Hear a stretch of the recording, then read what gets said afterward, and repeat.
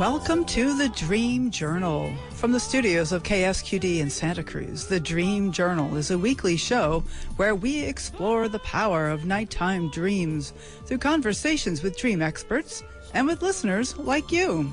In the house behind, the life you find is something understood. So there's now those vital minutes. A dream can be meaningful even if you don't know what it means.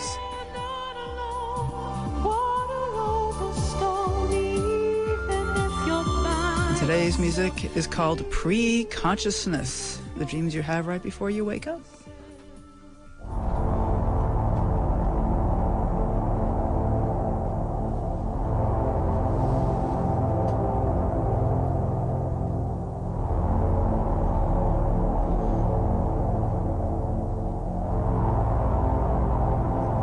Our guest today is author and lucid dreaming expert, Dr. Clare Johnson. We'll be talking about her new book, The Elixir of Sleep, a deep dive into how to make the most out of your nighttime voyages. And because Clare is who Clare is, we'll also be talking about lucid dreaming. I am your host, Catherine Bell of Experiential Dreamwork, and welcome to the Dream Journal.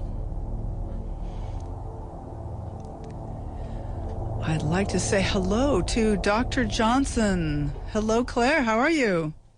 Hi, Catherine. I'm so happy to be here. Thank you for inviting me onto your show again. It's always lovely to talk to you about dreams. Fabulous. So good to have you on the show. Dr. Clare Johnson is a global lucidity teacher and was the first person in the world to earn a PhD in lucid dreaming as a creative tool. Past president of the International Association for the Study of Dreams, she's written 8 books on lucid dreaming, sleep, and nightmares. Her new release, January 2025 through Llewellyn Press, is called The Elixir of Sleep, and I believe you can order it on Amazon already at this point. So the webpage, Clare's webpage, is deepluciddreaming.com. So, Clare, you're diving into the world of sleep, a natural fit for someone who's such an avid dreamer.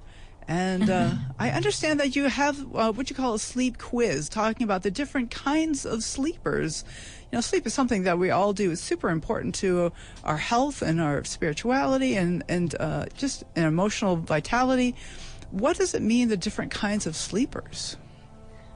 Yes. Well, basically, what I do and what I've done in a few of my recent books, The Art of Lucid Dreaming and The Art of Transforming Nightmares, is to include a quiz with those books to find out what kind of a sleeper and a dreamer a person is. Because I think it's something that many of us don't really think about too much. You know, who are we when we dream? How do we engage with our night of sleep? And doesn't everybody have dreams just like I do, right? It's hard to keep in mind that not everybody is exactly the same as That's right, we're all so different. Yes, that's the whole thing. Yes. And so I really love to include these quizzes in my books. And so the Elixir of Sleep follows the same format and has this massive, sort of very comprehensive sleep quiz to ask people all sorts of questions about how they sleep, how easily they fall asleep, what kind of dreams they have, how do they feel when they wake up in the morning, how do they react when fear arises in a dream and it starts to turn into a nightmare.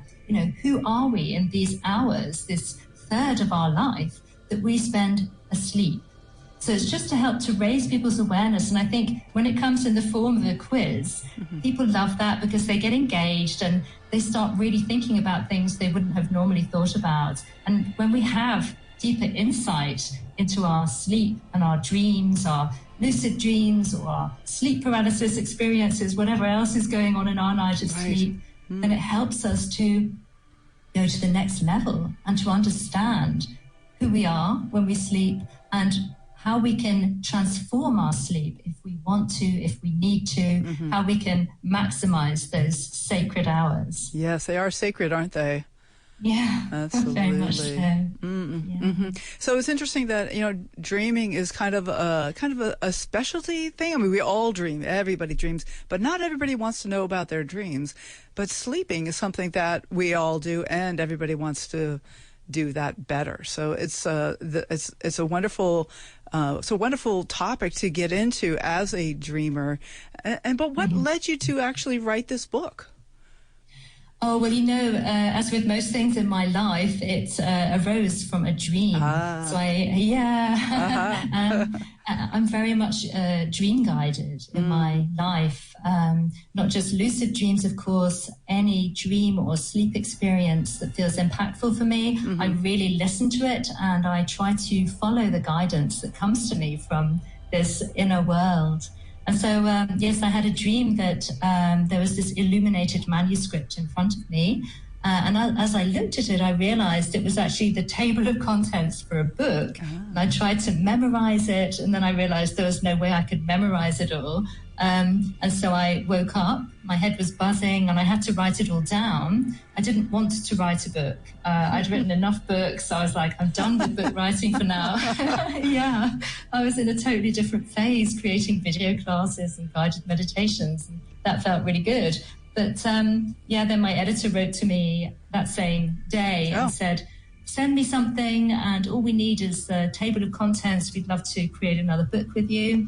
And I looked down, and there was this table of contents. And so it kind of felt, how it is with life sometimes. That's quite a synchronicity. Oh, my goodness. Yeah, these synchronicities all fly together, and then you just think, okay, well, this is what life is saying, that this is what I need to do next. So I sat down and wrote this book. And it's finally done and dusted, and it's out, coming out in just a couple of days. Oh, how exciting. Very nice. Yeah. Yes. It's already, as I was saying, up on Amazon, up and looking at the table of contents and all that. And it seems like there's a huge amount of material in it. It's talking about first starting with sleep itself and what does it take to get to sleep, and then you do go into other kinds of things like insomnias, nightmares, scary experiences, but and then the potential of sleep, which sounds very exciting. So, so what is it that you'd like to say about different ways? What is it that keeps people from getting a good night's sleep? Let's start with that, because that's something I wonder about. Yes, so one of the main things that keeps people from getting a good night's sleep is stress, and the fact that we are always on all the time these days. We sleep nothing like our ancestors used to, with the natural rhythms of sunlight and darkness. We've moved so far away from that, and we're constantly on our devices. Yes. We're constantly talking to other people, chatting, striving to work harder, striving to squeeze more and more into our day, and then sleep gets pushed to the outskirts of our lives because we think we have no time for it. So that's one of the major issues, is not actually creating the time for sleep, which we so desperately need. So that's a major problem with the stress and so on. So in this book, I've added so many practices. I think there are 64 practices, from breath work to the art of taking beautiful naps by day, also connecting with dream guides and power animals, and the connection as well between sex and sleep, orgasms and sleep. All of that, just to entice people really to engage differently with the way that they sleep. And there's a whole section on portals to sleep, including sound vibrations, so the magic of music and sound, and how we can create sound ourselves as we're falling asleep, through humming as we exhale, for example, which is a beautiful form of meditation. That anyone can easily do.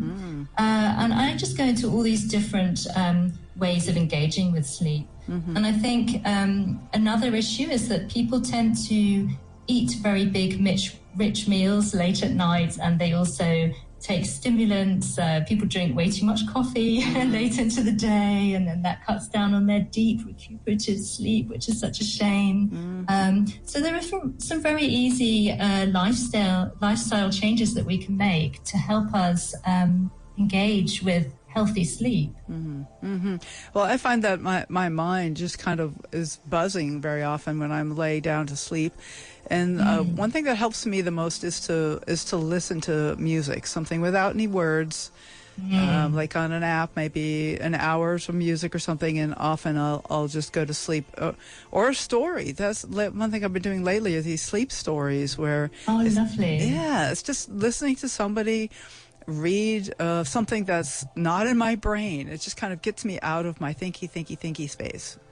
Yes, exactly. And it's very important to calm the nervous system down as well. So breath work can be very helpful if we find our minds are buzzing. One of the most effective ways to calm our brain down is to take a few deep belly breaths, because this sends an instant signal to the brain that we are safe. There's no need to go into this hyper alert mode. Okay. We can calm down. So relaxing and breathing.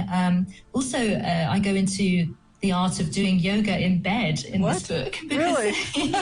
Yeah. Do tell. There are some beautiful, very simple yoga poses you can do while lying in bed. So one of them, for example, is you lie on your back and you bring your knees up, and then you let your knees fall apart from each other so that the soles of your feet are pressing together. And you can support your knees with cushions on either side if you want to. And this is called lying down bound angle pose. And it's wonderful because it relaxes the lower back, it increases the blood flow to the pelvis, and it just entices you to take these deep belly breaths because you open everything up. You open up the pelvis. So that's one of them. And another one is simply called feet up the wall pose, where you can just turn around like wherever the wall is, you turn so that you can put your feet up against the wall. And this just reverses the blood flow, and it's just beautiful. Again, you can do some very relaxing breathing in that position, and it just calms us down. It's a way of calming the nervous system. So these very simple yoga poses can just be done while we're lying in bed. If we can't sleep in the night, many people have insomnia when what happens to them is what you just described, not necessarily sleep onset insomnia, which is when we have trouble falling asleep at all, but maintenance insomnia, which is when we wake up in the night and we just can't get back to sleep again. And you know how people start looking at the clock and going, oh no, I've got to get up in like 4.5 hours. Right. And what am I going to do? And you get into panic mode, which doesn't help. No. So, yeah. So doing things like breath work or yoga or listening to something very relaxing can help us to fall back to sleep. And it can also lead us into beautiful lucid dreaming. And we can also encode our bodies and minds with the intention to have a certain type of dream. So this is where the practice of dream incubation can also come in handy. Right. So there are all sorts of different ways of just gently calming ourselves down to get us into the right mindset to invite the dreams and the experiences that we would love to have. Right. I love this idea of dream incubation while I'm laying there trying to get back to sleep. Like maybe I could Might as well, right? Might as well, exactly. I think that's wonderful. And I think that must tie in a bit with what you're talking about, guides. And I wonder if you'd like to say a little bit more about guides and maybe also a hypnagogic stage. Like how can we court sleep to kind of woo it rather than kind of trying to drop into it? It's like you can't fall asleep on purpose. That's the irony of the thing. Right, exactly. Yeah. And this is it. It's all about building a relationship with sleep. It's about falling in love with sleep. Ooh. So that we really, the word you chose, court, it's really that, we're courting sleep. We're saying, hey, I'm really into you. I'm very interested and I would love to have a deeper relationship with you. And sleep will respond and dreams will respond to that intention.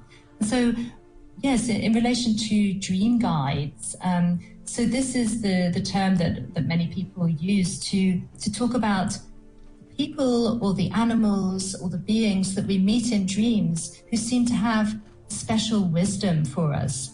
They have something to offer us. They may help us in rough times. Maybe they'll give us a hug or they'll give us a few words of wisdom to cherish. And when we're lying awake in the night and we can't go back to sleep, we can call these dream guides to us and just feel their presence around us. That can be a very comforting way, again, of just gliding into sleep with this cherished figure.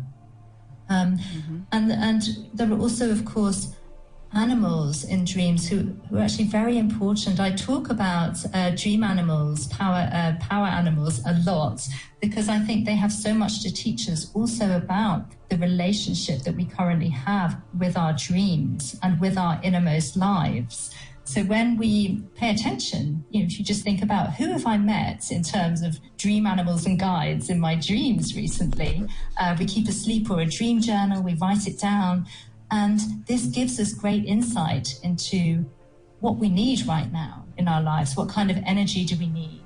And we can engage imaginatively with our dream guides, our dream animals, and ask them for help if we need help in sleeping better or having healing dreams or waking up feeling refreshed and energized. And these energies can really help us to get through life, because life's not always that easy. And that's one of the things as well that stops us from sleeping is worrying. A lot of people find themselves waking up in the night and worrying about their lives or thinking about all the things they've got to do.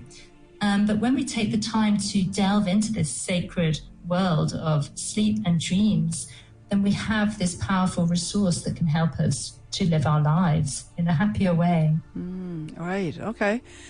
So what about the hypnagogic stage of sleep? What is that, and how can that help us with our sleeping?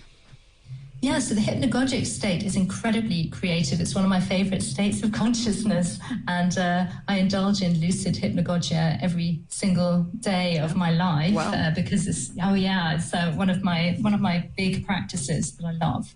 So the hypnagogic state is the state leading to sleep. So it's basically happens in stage 1 sleep. As we're just dropping off to sleep, we start seeing these images, these shapes, these lights moving towards us, for example, and then we'll start getting static images just flashing up and disappearing, or we may get sounds and sensations. We might feel like we're falling or rushing forward. And there are other elements of hypnagogia that we'll notice as we get deeper into it. So like these 2-dimensional images will start to move and shift and come alive and become short scenes. So basically what we're doing is watching the building blocks of a dream coming together. Oh, interesting. It's absolutely, amazing.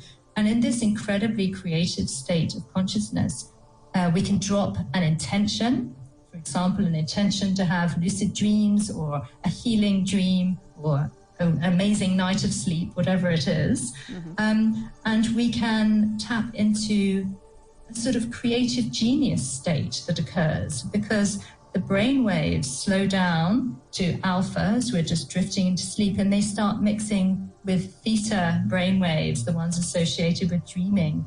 And so we find ourselves hovering on this incredibly creative alpha theta border in which ideas can come flooding in or very original imagery just arises.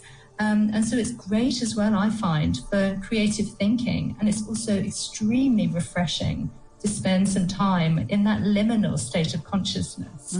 So if ever you're feeling tired during the day, it's really lovely just for like 15 minutes to lie down or sit down and close your eyes and then just allow these images and sensations to come into your mind. To see where they take you. It's beautiful. Well, that leads precisely to my next question having to do with napping. So what if we just let us head off into a nap while we're sitting down and looking at the images and all that?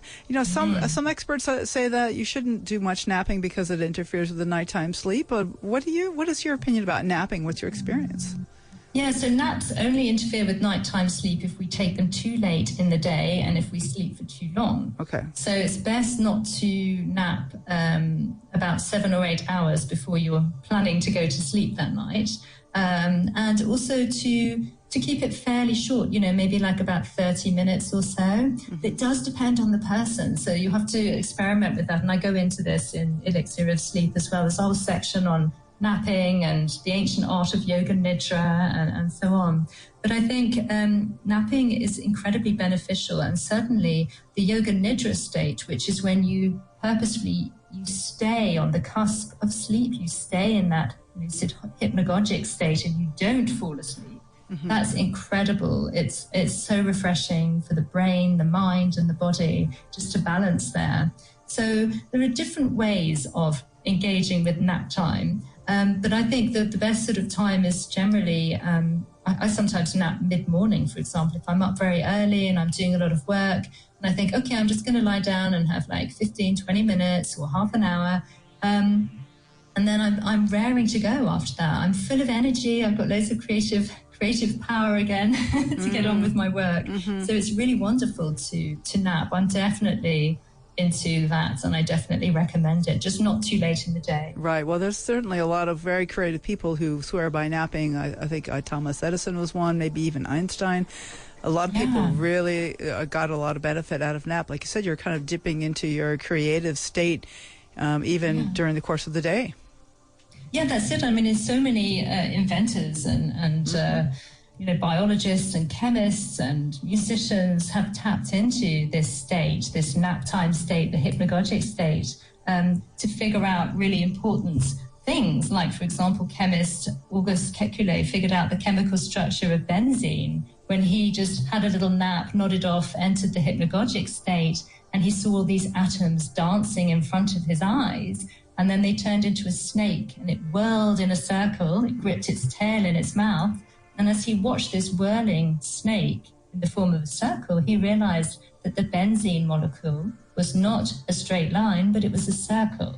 And there's another one I like as well by a biologist, Louis Agassiz. He was trying to extract a fossil fish from a rock and he couldn't guess the shape. And he thought, well, if I just chip away, I'm going to destroy it. And this worried him. And then he dreamed of its shape, but he'd forgotten the shape by the next morning. So he said, okay, I'm going to put a pencil and paper by my bed. And then he dreamed of the fish again and he sketched it in the night. And in the morning, he saw it had these very unexpected features, but he trusted the vision of his dream. He chipped away at the fossil and it actually matched his drawing perfectly. Wow. Oh, my goodness, I have not heard that one. That's pretty amazing. Huh. Yeah, dreams know more than we do very often. Yeah, interesting. And they're not limited by the conscious state the way we usually are, I think. Exactly. Yeah, that's right. And I mean, I think in terms of creative genius, I think we all have this creative genius within us. And I think it lies in the state of very vivid REM dreams or the hypnagogic state. And so when we learn to tap into these amazing states of consciousness that we all traverse every single night when we sleep, then we can really kickstart our creativity and come up with all sorts of new innovations and ideas and just bring them into our creative lives. I really love that. That's amazing. So I have one more question before our break, which is I'm curious to hear some of your thoughts about sleep and in particular dreams, but sleep and spirituality. Like what is that, and what do you have been your experience around that, and how would you what would you recommend that we do to enhance that feature? Yeah, so sleep, I believe sleep can become a spiritual practice if we allow it to be.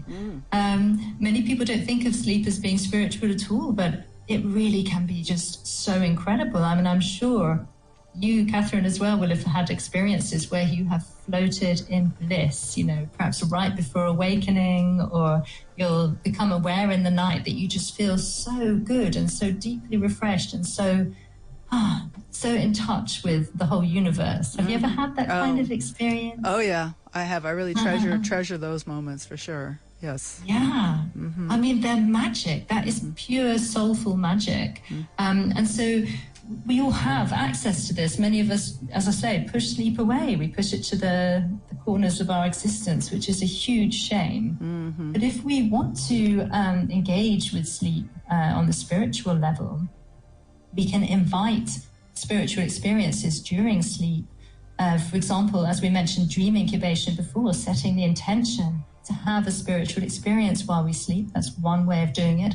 Or become lucid in a dream and invite a spiritual experience in that state. For example, asking I often say to my students, you can ask for an experience of the lucid light, which is when you're encompassed in this amazing golden light and you experience oneness, and it's incredibly blissful to have that.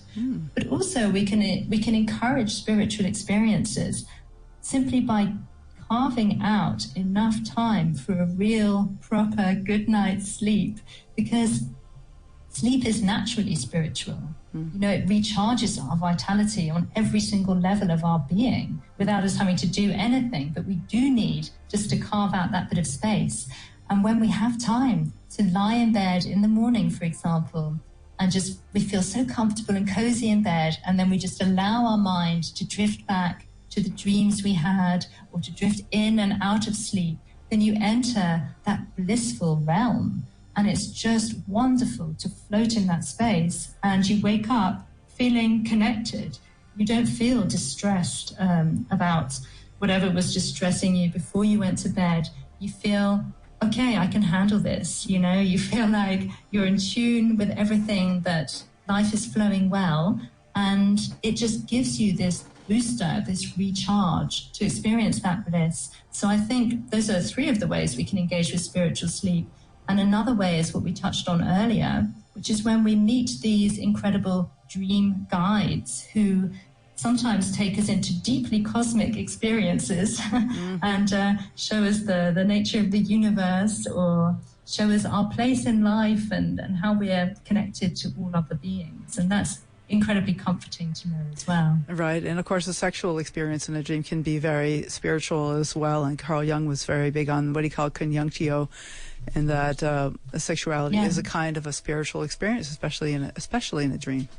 Right, yes, I talk about that in the book as well. There's a whole chapter called Sexy Sleep, and and I go into how Kundalini energy, the sexual energy, can rise in sleep and in dreams. And of course, we are all sexually aroused when we're in REM sleep. That's just a natural biological feature of REM sleep, is that everybody is genitally aroused. So it's not surprising that many people report sex dreams or erotic dreams.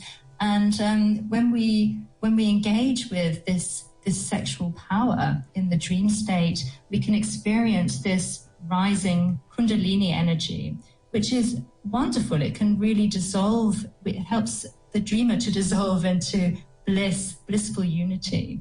We can encourage that Kundalini rising. It doesn't always have to be linked with an actual orgasm in the dream. You can experience Kundalini energy in other ways as well. I mean, I've had dream experiences where I've had a Kundalini experience simply through this vibration up my spine. And I've sensed this massive movement of energy going all the way up my spine to the crown of my head. And then everything bursts into light and oneness. And so dreams like that, they transform you. Your physical body feels different when you wake up. It's like every single cell of your body is imbued with this very strong, powerful, thrumming energy. And it enables you to act with power in your life. Which can be very useful. Wow. Yes, absolutely. Well, thank you so much, Clare Johnson. They have so much more to talk about. This is just the half of the show. We're going to take a short break and come back. We already have several questions coming in through social media and through email, and we're all going to open up the phones as well. So this is Dr. Clare Johnson, and her webpage is deepluciddreaming.com. And we're talking about dreaming and sleep, and about her new book, The Elixir of Sleep, from Llewellyn Press. We are broadcast live from the KSQD studios in Santa Cruz and co-broadcast live in San Jose by KCXU. And we will be right back.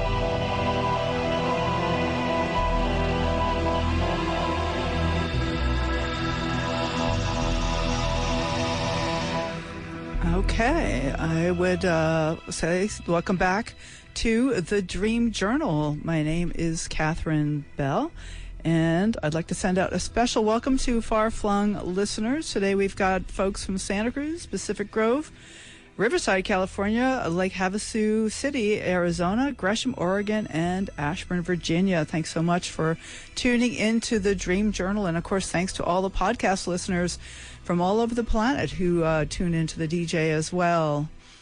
If you'd like to nudge the algorithm to help spread interest in dreaming, please follow the Dream Journal on your most preferred podcast app. If you're inspired, please leave a rating and a review. It really helps. But most importantly, tell your friends. I really am on a mission to get people talking about dreams, and you can start by telling them about this podcast. Also, please contact me if you'd like to be a guest on the show.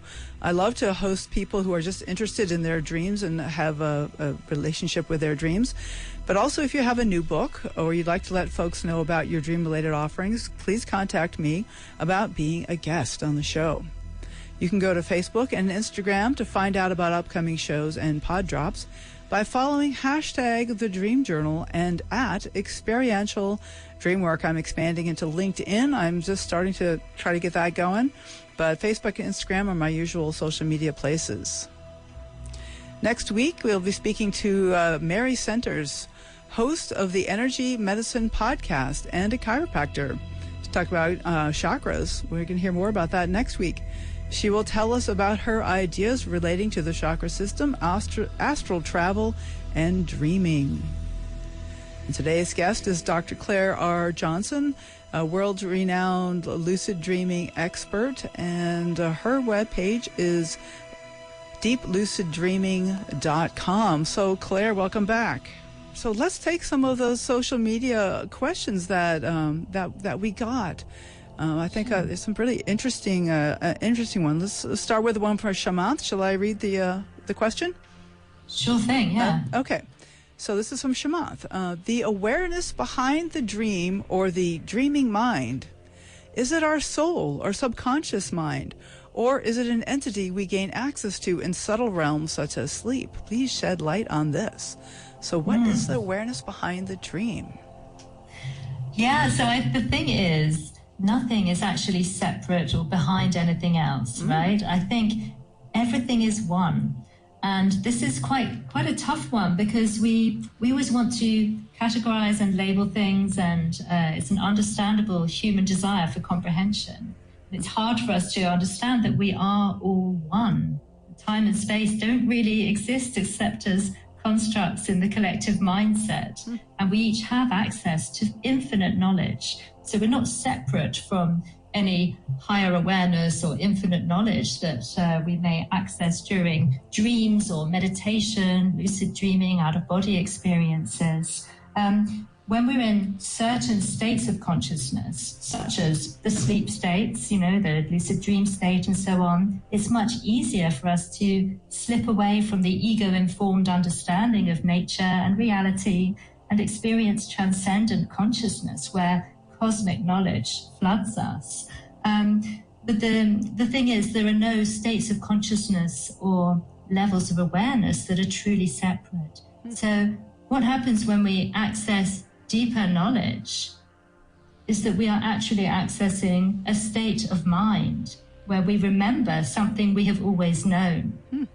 That's the way it feels to me, because I've had these downloads of cosmic information, cosmic knowledge.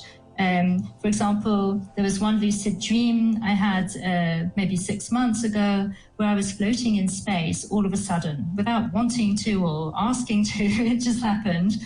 I was floating in black space, which I often call the lucid void. And suddenly before me, there appeared this kind of code. There were numbers, strings of numbers, so long I couldn't follow them, and also some words or text. And I realized that what I was witnessing was the underlying code of the universe, the moment-by-moment creation of the whole of reality in real time. So this moment-by-moment creation, wow. It was fabulous. I couldn't even comprehend it properly. You're just hanging there looking at it all.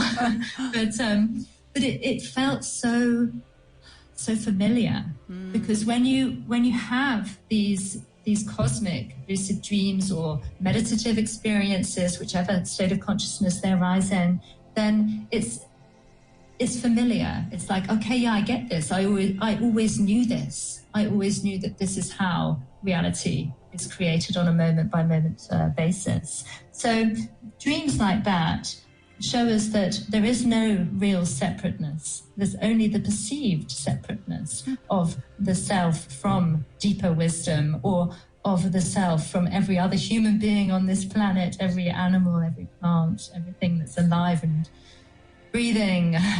So I think maybe the answer to the question is you can think of it as being your soul. That's probably the closest one of the options that Shamanth went through. Mm-hmm. But I would say that the thing to remember is that it is you, this higher awareness, this is you on the deepest level of yourself. And you can always access it. It's always there to guide you through your life. Oh my goodness, this brings up so many questions for me. I mean, I've heard it said that the brain, the physical brain, is primarily a filtering mechanism, that it prevents us from knowing everything that was possible for us to know, so that we can stay focused, I guess, in keeping our physical bodies alive. Because as if, it's just talk about a portal. It's just the human body is kind of a portal to something much larger. But maybe when we're sleeping, we don't have to worry so much about the maintenance of this physical body, and so we get to tap into some of these realms that we have access to, but we just don't touch into when we're awake, because our brain is saying, oh, no, wait, we got to pay attention. Look, it's traffic. Look, it's time to eat. Right. Right. And that's it. And when we're asleep, we don't have the same filters. That's exactly right. On the level of the brain, we don't have the same filters, because the prefrontal cortex goes offline during sleep. And the amygdala, the ancient primitive part of the brain, often known as the emotional accelerator, takes over. And so we become more primitive on some levels, less logical in some ways. In some dreams that shines through. Sure. Although we get the logic back if we become lucid in the dream state, right. For the most part. But we are in a completely different state of consciousness. And that's why the whole of the journey through sleep is just so fascinating. We go through all of these different states of awareness, and they can bring us so many different things, from the hypnagogic state through to the wild and crazy roller coaster of REM dreaming, and also the silent meditative state of the void, which I refer to as well as the gap between dreams, because it's not got the regular imagery or plot lines that we have in most dreams. It's a quiet space. And that's a space where you may have the experiences such as the one I described when I just was hanging there in black space and saw the code, the underlying code of the universe. So yeah, our filters are different. And when we open our mind to the possibility that all of this wisdom and knowledge is ours, and that we can access it more easily during sleep states, then we open up our lives to huge amounts of change and wisdom and insight. So it's very, very exciting to do this. Wow. Okay. Well, thank you, Shamanth. Thank you for the question. Thank you, Shamanth. Yes, very powerful. So I'd like to switch to another question which came in through social media from Svenja. And this says, after your workshop, I tried oming in my lucid dream. I was lifted up by the vibrations which make the whole dream world hum. Everything dissolved into infinite light. It was amazing, but I'm curious, why did this happen? Yes, oming in the dream state, that's very powerful. Well, it's interesting because earlier, I think at the very start, you talked about how powerful music is for you and it helps you to go to sleep. And I think it's a hugely powerful portal to sleep. And I go into, there's a chapter on the magic of sound in Elixir of Sleep. So in answer to Svenja's question, I think there are two things to consider. First of all, Om is a very powerful Sanskrit sound or word, and it has 3 syllables traditionally, the A, U, and the M. And these vibrate in different parts of the body. So the ah sound vibrates in the navel, and that's actually linked to the waking state. And then the oo sound vibrates in the chest and the heart space, and that's linked with the dream state. And the sound vibrates in the throat and is linked with deep sleep. And then the pause at the end of the om reflects infinite consciousness. So omming unifies these states of awareness, and it purifies our consciousness. And when we om in the dream body, which is itself composed of prana or life force energy, then it's going to trigger a lot of movement and action. And generally the act of singing in a dream or creating music is extremely powerful.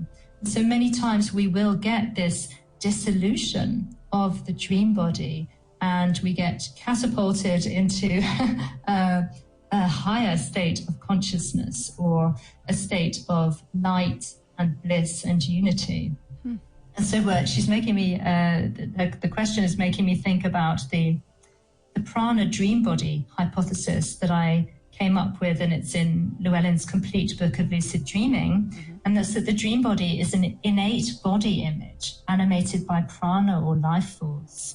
And it manifests naturally when we dream. And this ties in with psychiatrist Alan Hobson's proto-consciousness theory for dreaming, and also Ursula Voss's study of paraplegics dreaming. So people who couldn't walk or run or get up in their daily lives would have dreams where they had an intact dream body. They could run, they could fly, they could climb mountains, go skiing. So it seems that we have this innate body image when we dream. And when we work with this dream body, this flexible entity that responds to our thoughts and intentions and responds to sound vibrations, then we can connect with it very rapidly and create change within it when we work with sound and vibrations such as Om. So I think it's another really exciting thing to do is to sing in your dream or chant Om in your dream, and see where that takes you. See if it dissolves the dream body and takes you into a higher state of consciousness. This is interesting. So really can take you to all kinds of places. We have the into the light and versus into the void. And all kinds of, they're almost complementary states of being, perhaps. Yeah, that's right. And if you think about it, I mean, in many religions or meditation practices, there's singing or chanting. So sound and sound vibrations are designed to take us to a higher state of consciousness, right? Yes. And humans are mainly made of water. So when we hum or sing or om, then we vibrate our entire body, and we can turn our body into a sound portal, which is another thing I discuss in the book. Is very mysterious and yet wonderful thing to try. Turning your body into a sound portal? Is that what you said? Yeah. Yeah, that's right. I'll bite. Can you say a little more about that? Yeah, sure. So there's a practice called Brahmari Pranayama, and this is super simple. Basically, you can lie down in bed or wherever you are, and you take a deep breath, and then as you exhale, you hum. So you just keep doing that. It's super relaxing. It's a very healing thing to do as well. I've worked with cancer patients who have found that this humming breath is one of the only things that helps them with pain in the night. But it can also take us to a different level of consciousness. You can move the vibration to different parts of your body by humming low or humming high. So if you hum high, you'll hear it in your head more, you'll feel it in your head. If you hum low, it's more in the belly. You can also encode sound with intention. So for example, the intention to heal your body. Oh, I love that. Well, wow, this is what was fascinating. I do have an email here, Claire, and it's somebody named Dory. And it's a dream that they're sharing, and I'm just going to read it, and maybe we can make a few comments on it without having the caller on the line. I can't ask questions, so that's okay. But I think it's a dream about water, which we were just speaking about. Mm-hmm. So, good morning. I woke from a dream a few hours ago. I'm in the ocean with some friends. Their 2 young children are in a raft. All of a sudden, we look around, and the raft has disappeared underwater. I can't watch. I also can't swim to dive down to find them. Then the ocean creates a huge hole, and we look in, and they're at the bottom. Without thinking, I dive over the edge and into the hole, but I realize I cannot swim, so I flap my arms and somewhat fly back to where I was in the water. Then the hole rises, and the children are back afloat. This is my second ocean dream in 2 weeks where I'm not comfortable in the water. So thank you for the dream, Dory. Interesting. Talk about a portal with the ocean opening up of a huge hole. Yeah, amazing. Yeah, so, I mean, would you like to comment about the dream, Catherine, or what would you want me to... I've just interesting to touch on, in fact, what we were just talking about with the portals, the void, and going into the infinite light. There's something here about this opening of the water that seems like that the dreamer somehow opens this up, and then they just, without thinking, dive over the edge and into the hole. And so there's something, even though there was before the hole opened up, the dreamer was afraid. Yeah. But then once the hole opens up, suddenly they're diving in. Yes, so and they discover that, okay, they can't swim, but they can fly. They can fly, right, exactly. So beautiful. And the children come back. The children children come back. Yes. So it's like an initiation, really. Right. And I think sometimes portals do open up in dreams in this way to entice us to go deeper, to dive into our fear, or to face something, or to try a different way of reacting or a different way of being. And what struck me when I heard the dream is that at first there was a feeling of helplessness. If it were my dream, I would feel very helpless. If I was watching 2 kids going underwater, I feel like I can't watch and I can't swim. And then suddenly there's this portal, this hole that opens up. And then, I just get in there. I just dive in. And I realize, actually, I'm not as helpless as I felt. I can actually swim. Mm-hmm. And when I take that step that the portal has invited me to take, everything's all right, actually. I love that. The kids are all right again. And so that's how it felt for me listening. But of course, we don't have the dreamer here to ask them how that feels for them, if that resonates, or to get any further details. But I think it's interesting that, as you say, we were just talking about these portals, and then one opens up in this dream. That's synchronicity again. So, Dr. Johnson, I would like to have you talk to us about your offer on your webpage, your Deep Lucid Dreaming, that you said that if you sign up for the newsletter, that you will get a discount on going to be new classes, which is the 30-day Power of Sleep class, right, with live workshops. Do you want to say a little bit about that? Yeah, that's right. Yeah. It's very exciting. I've been so busy writing the book that I haven't had a chance to give proper workshops, and now I'm going to do 1 whole month of dreaming, lucid dreaming, sleep exploration, and it's called the Power of Sleep 30-day class. And it starts on February the 1st, and you can get 60% off if you sign up over on deepluciddreaming.com. And you'll also be able to download a free blissful lucid dream meditation when you sign up, and you'll get an ebook guide and so on. But I'm hoping that it's going to be quite a magical month of dreaming, and I just can't wait to connect with everybody again, because I really have done so few workshops in the past 12 months. And that's just in a few weeks, February 1st, so that's coming right up. You go to her webpage and sign up for that, deepluciddreaming.com. The book is called The Elixir of Sleep from Llewellyn Press. And you're also hosting a new Sleep and Deep Lucid Dreaming podcast yourself.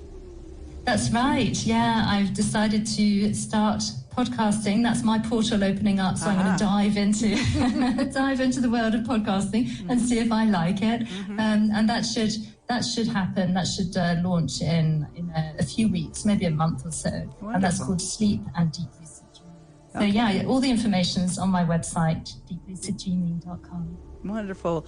So I wonder if you have any last-minute encouragements for our listeners before we say goodbye. Yeah, I think, for me, it's always the case that I just love to watch the excitement light up people's faces when they start to really engage with their dreams and their night of sleep and understand their true potential. Because people are way more powerful than they think they are. A lot of people do feel helpless, relating just back to the dream that was shared. A lot of us feel like, I can't act, I can't do this, I'm not going to be able to help. But in fact, we're so much more powerful than we know. And so when we dive through the portal and start exploring our sleep and our dreams and perhaps working on dream lucidity or out-of-body experiences, then we open up a whole new way of being in our lives. And we are able to access that personal power and resilience and access the magic that we all have within us. Just find it so wonderful when people get deeper into this journey. No, wonderful. Your excitement is contagious. Thank you so much, Dr. Johnson. It is always a pleasure. Oh, thank you so much, Catherine, for everything that you do to encourage people to get into their dreams. Thanks. Okay, amazing. Great. All right, take care. Thank you. Take care. Bye. So thank you all for listening. The Dream Journal is produced at the studios of KSQD in Santa Cruz, and we are live every Saturday at 10 a.m. Pacific at ksqd.org. The podcast is released on the Monday after the show. It spreads interest in dreaming when you subscribe, rate, and review. I am Catherine Bell. You can find out about my dream coaching practice at experientialdreamwork.com. Email me at catherine@ksqd.org, KATHERINE. Follow Experiential Dreamwork and hashtag The Dream Journal on Facebook and Instagram to find out about upcoming shows. I'd like to thank Rick Kleffel, engineer and music creator. Audio editing by Suki Wessling. Phones by Tony Rissamano. Intro and outro pieces are both by Mood Science. Tomorrow morning when you wake up, take a minute to write down your dream and bring it to the next Dream Journal.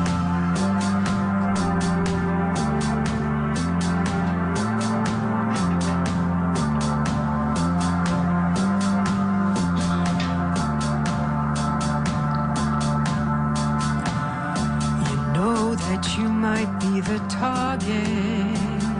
Know you're an upscale market. Tracking you from day one. Beware of the face that's familiar. It might be the face of your killer. Most people are shot by someone they know. There's a dot on you. There's a dot on you.